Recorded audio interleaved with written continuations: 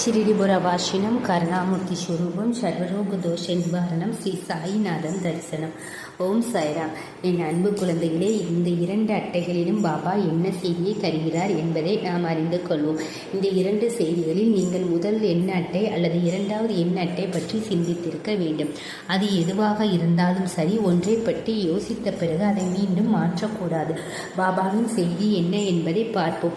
இப்போது உங்கள் மனதில் முதல் எண் அட்டையை யார் நினைத்தாலும் பாபா என்ன செய்தி தருகிறார், இந்த முதல் எண் அட்டையை தொட்டதாக நினைப்பவர்களுக்கு பாபா என்ன செய்தி தருகிறார் என்பதை பார்ப்போம். அதாவது நீங்கள் யாராக இருந்தாலும் சரி, எதையாவது பற்றி எதிர்மறையான எண்ணங்களை கொண்ட அனைவருக்கும் இந்த செய்தி செல்கிறது. அவர்கள் உண்மையிலே ஏதாவது செய்ய விரும்புகிறார்கள், ஆனால் எதிர்மறையாக சிந்திக்கிறார்கள்.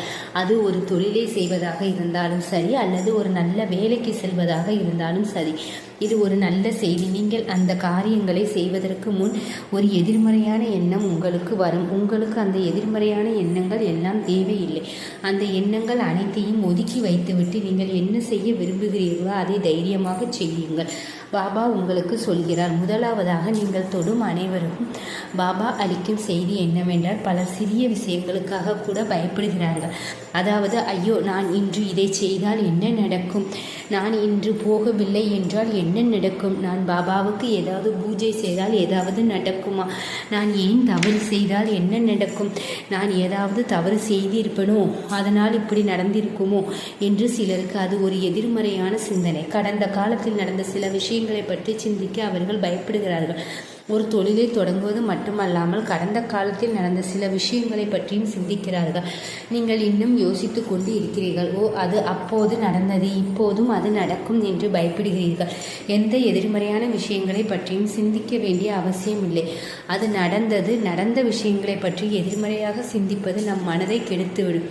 நாம் எந்த நல்ல காரியத்தையும் செய்ய முடியாது, நாம் முன்னேற முடியாது. அதுதான் பாபா நமக்கு கொடுக்கும் செய்தி.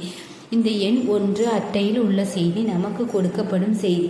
2வது எண் அட்டையை வைத்திருப்பவர் பாபா 2வது எண் அட்டையில் என்ன கொடுக்கும் செய்தி கொடுக்கிறார் என்பதை நினைத்து கொள்கிறீர்கள். இந்த 2வது எண் அட்டையில் பாபா என்ன செய்தி கொடுத்திருக்கிறார் என்பது பார்ப்போம். இந்த வேலையை நீங்கள் செய்ய வேண்டும் என்று பாபா உங்களிடம் சொல்லி அதை உங்களுக்காக ஒதுக்கி வைத்துள்ளார். நாங்கள் அதை தொடர்ந்து செய்கிறோமா அல்லது கொஞ்சம் பயந்து நிறுத்திவிட்டோமா என்று யோசித்து பாருங்கள்.